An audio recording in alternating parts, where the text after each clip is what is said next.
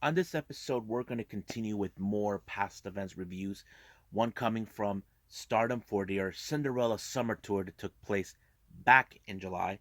We even got DDT Pro Wrestling with day 3 of Beer Garden Fight Like Pro Wrestling, and of course, Mission Pro Wrestling with Tussle in Tulsa that took place back in September. But also, we cannot forget in real time what took place on AEW Dark Elevation. So, let's get ready to watch another episode of the Deleted Wrestle Zone.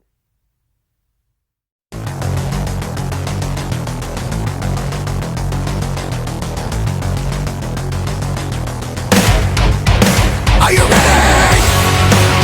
Get up, get up! Get up, get up! Get up, get up! Get up, get up!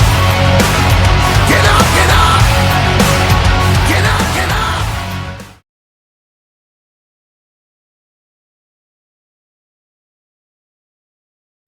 Welcome everybody to Deleted Wrestle Zone, all things that is pro wrestling with AEW, NXT, New Japan Pro Wrestling, Impact Wrestling, the National Wrestling Alliance, various promotions, wrestlers, matches, and championships.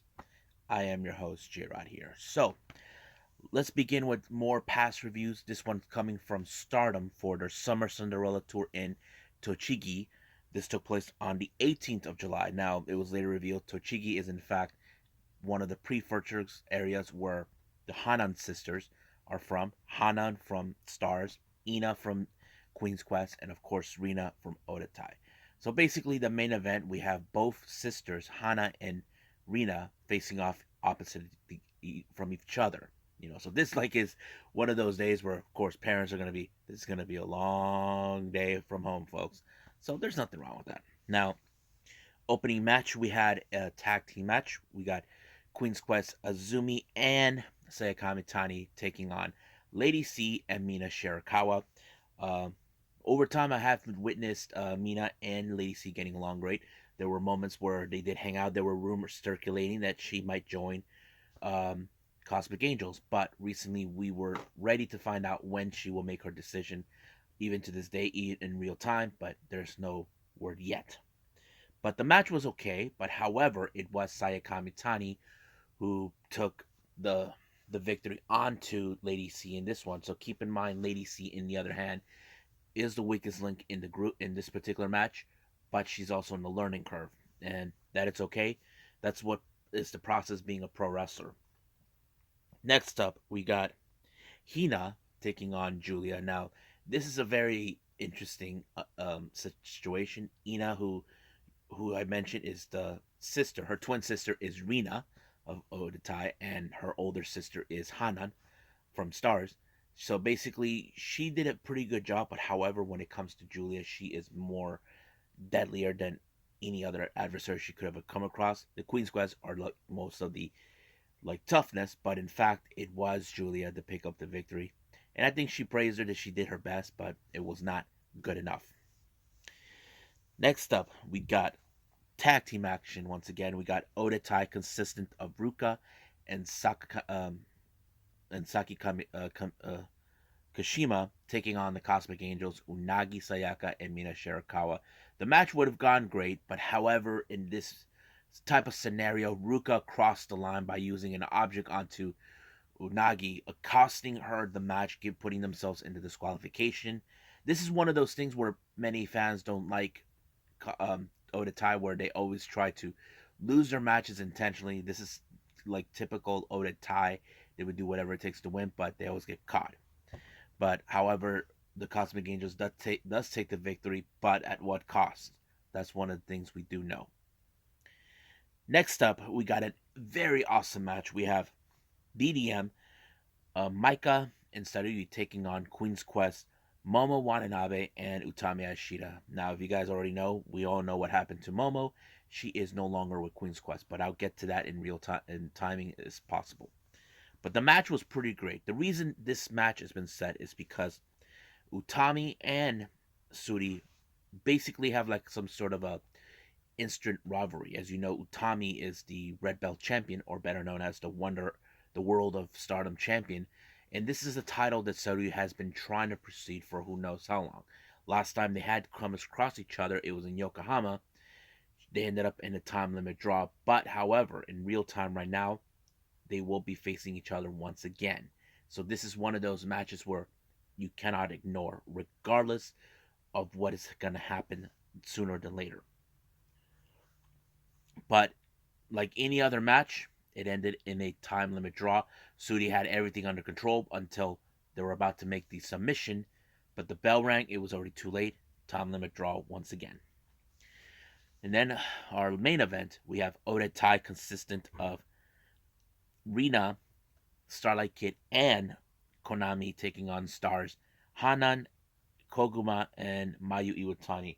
Now, I think the best way this match ended, it was when Hanan pinned her sister Rina for the pinfall on this one. I think this is one of those moments where Hana, who is now on the verge that she wants to become the ace of Stardom, like be the next generation after Mayu, and that's pretty okay too. You know, we know she's capable. I know she's in a learning curve, so we'll see what happens then. But it was a good match. The show was okay. You know, if I have to rate this, I'll give it a 7, if that was the case. But right now, I think that's pretty much it. So let's move on with the next review from past events. This one's coming from, I believe, DDT Pro Wrestling.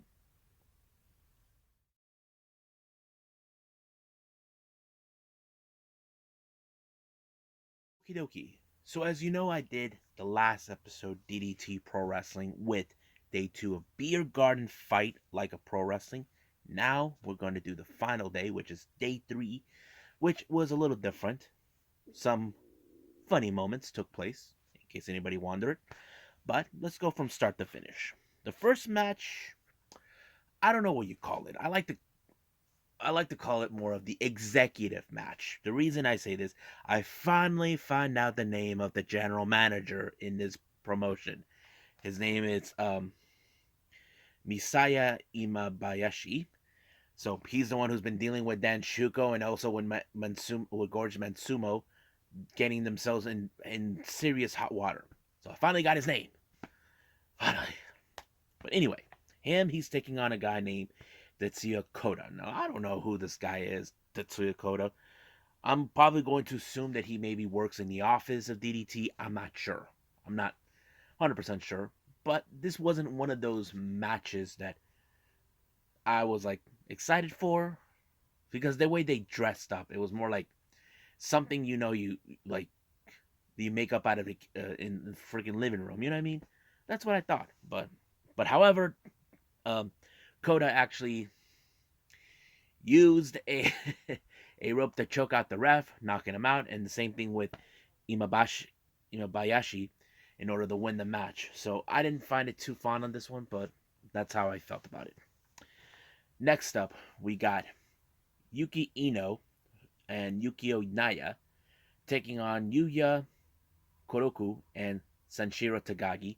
This is one of those matches where Tagagi and Koroku actually brought something that kind of will hurt both Naya and Ino. Like some sort of like paper, I'm not sure what it was. I'm like, don't know what to think of it. It was, kind of weird. I don't know if that was like a weapon type that would hurt them, but it didn't do any good because Ino was the one who's the powerhouse of the two, actually took out Koroku with the 1, 2, 3. And I'm sure Tagagi is not a happy camper with the type of loss, but that's what I thought happened. Next up, we got Hideki Okatani taking on Danshoko Dino. Now, we all know Danshoko Dino. He's a freak. He humps every guy around. Now, I'm surprised that Imabayashi, he didn't get involved. He normally does when he tells Dino to stop with this crap. But he didn't do that. But however, to my shock, Okatani gave in. He became a somewhat version of,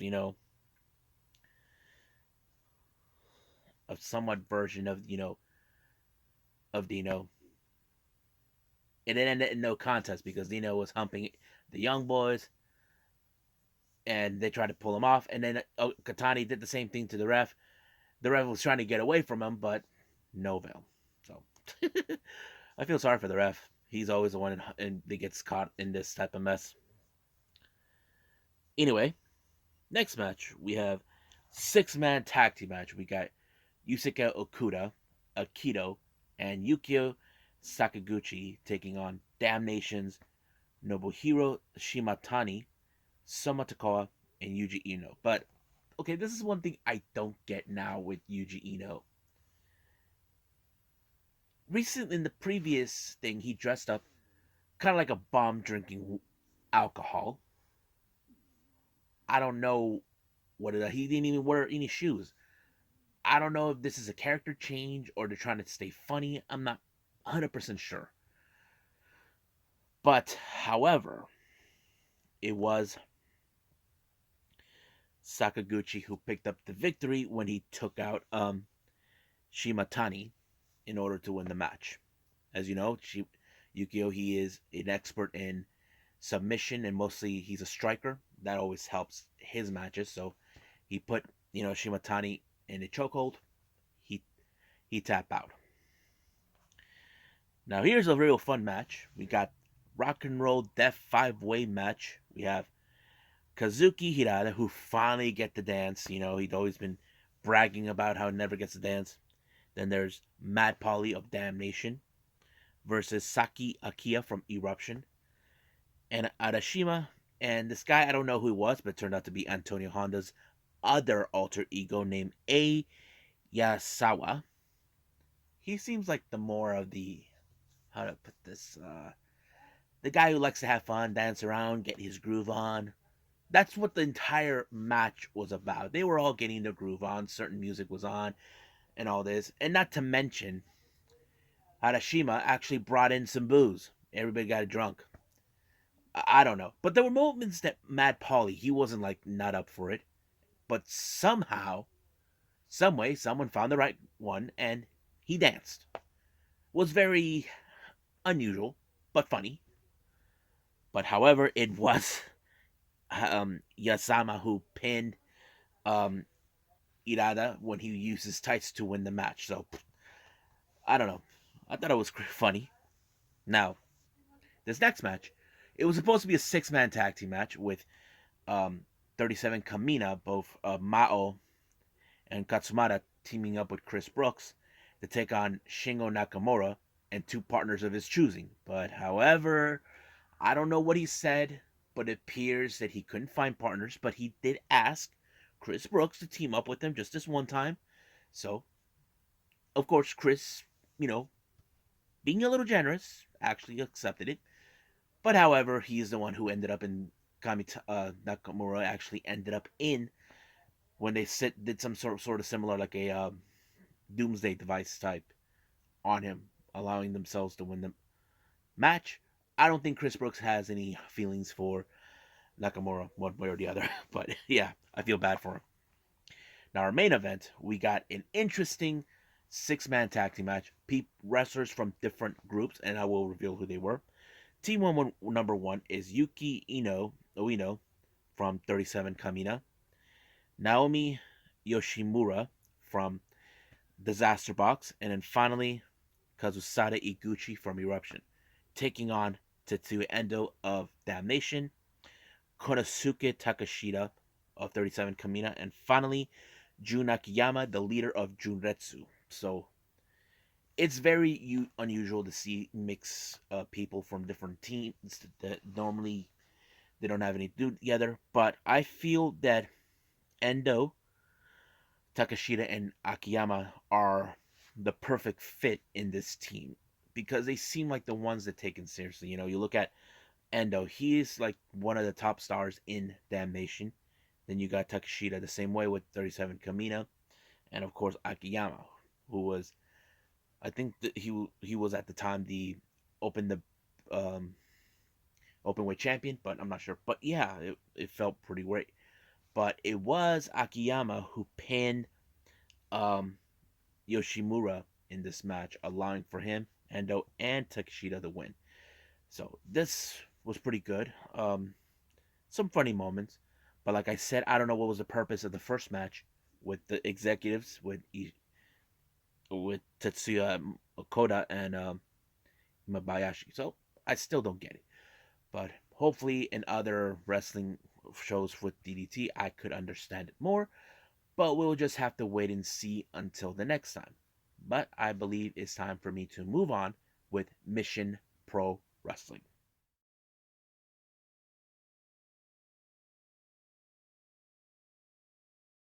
Okie dokie. So, we got Mission Pro Wrestling with Tussle in Tulsa. This took place on the what? On the 12th of September. Now, if you guys know where this is in Tulsa, Oklahoma. Not that far from Texas. Pretty good show. Not to mention the main event is a championship match for the Warrior Wrestling Women's Championship. But we'll get to that in the end. Our first match, we got Erica Torres taking on Misty Mark. This is her debut match. From my understanding, what the commentators mentioned, she has done referee work, and this was her in-ring debut. I wouldn't be surprised if that was her in-ring debut because I'm assuming Thunder Rosa gave her the opportunity to wrestle there since she's the promoter. But yeah, but the match is pretty interesting. Basically, Erica Torres is like the evil witch, as people were calling her in during the match. But she was very predictable. But Misty Mark really hanged in there. But however, it was Erica Torres who picked up the victory with the final blow, and it ended right there. One, two, three. Good night, Irene. Oh, excuse me. Next match, we got Lady Bird Monroe taking on the fashionista, as they were calling her, Rache Chanel. Much of this, if you guys know who Rache Chanel is, she made appearances in AEW Dark on numerous occasions, but now she's in this promotion. Uh, Basically, in this one, she was planning to give Birdie her her little makeover, combing her hair, saying it looks ridiculous, which she succeeded. But however, Rache got away with this one with a very interesting victory. Now, our next match is a men's exhibition match. We have um, Oklahoma native Chandler Hopkins. No, yeah, Chandler Hopkins taking on JP Harlow. I have to say, it was a really good match. Basically, Chandler is the fan favorite because, like I said, he's a Oklahoma native, and they're in Oklahoma. It would make more sense for him to win the match. So basically, leave it to the hometown boy to pick up a really good victory. Next up, we got Micah Madrid taking on Skylar Slice, and she's also another Oklahoma native, much like Micah is a Texas native. But it played out pretty well. Basically, it's like if you guys know the stories that Oklahoma native people and Texas people don't like each other. That's I don't know if that's true or fact, but if there is truth, please tell me, and I really, really want to know why. But it played out pretty well. But it was Skylar Slice who picked up a very good victory by pinning Micah Madrid.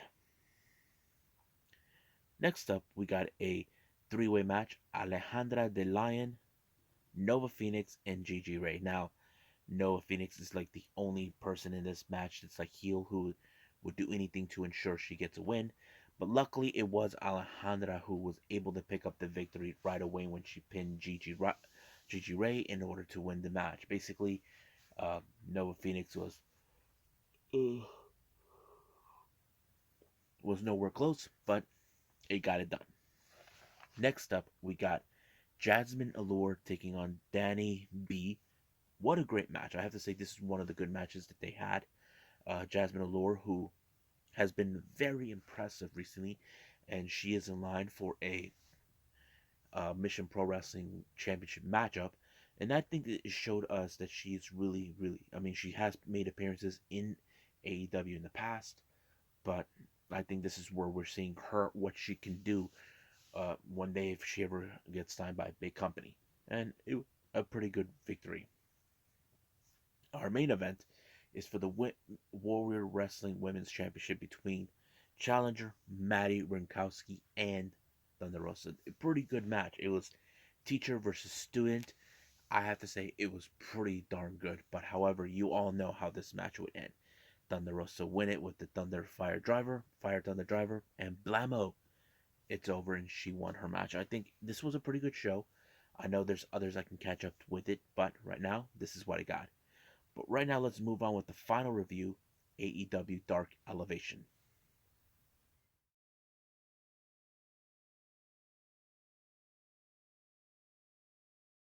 Okay, the last thing I'm going to review for all of you, this is from AEW Dark Elevation.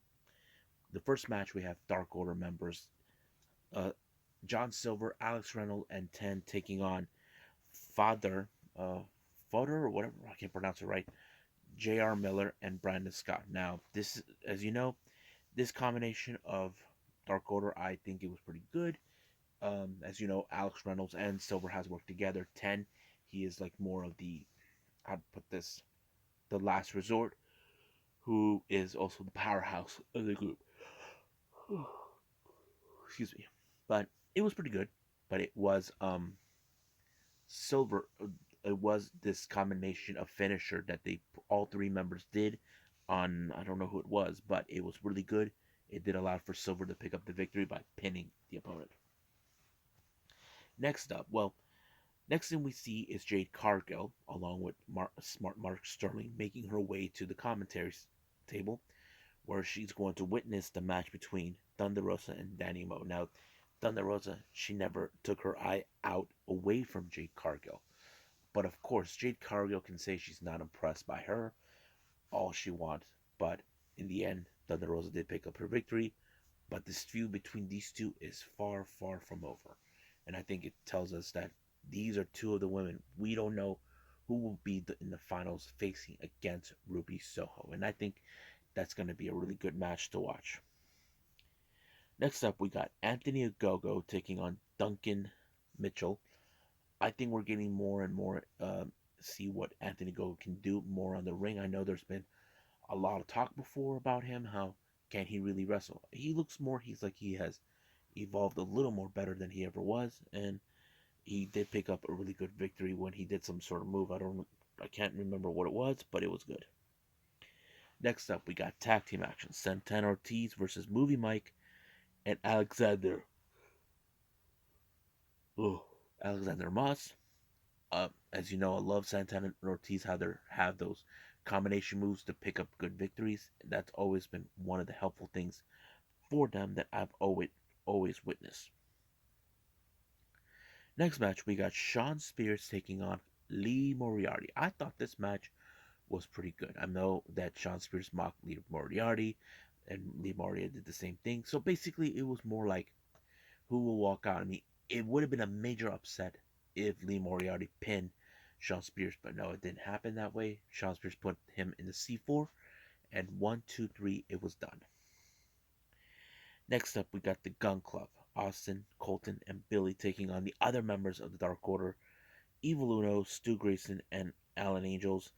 I thought it was a pretty good match, but however, in this particular, um, Colton uses the ring ropes to pick up the good victory by standing longer. Everybody saw it, but you know, one way or the other, the Gun Club will lose their cool. Our next match, our semifinal, is Emi Sakura and Diamante taking on Tay Conti and Anna Jay. As you know, this is a very good match. I'm a big fan of Tay Conti, how she had some great in-ring work, you know, and it was pretty good. But however, it was the teamwork between Anna Jay and Tay Conti. It was Anna Jay who put the Queen Slayer onto Diamante, and she was forced to tap out. Now, our next match, our main event, is Matt Hardy versus Darius Lockhart.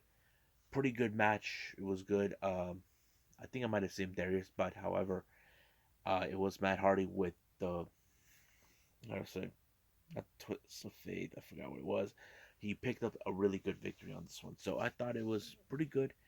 Um, we'll see what else happens on for AEW Dark Elevation, but right now we're just calling it right here. Can't wait for AEW Dark on the following episode.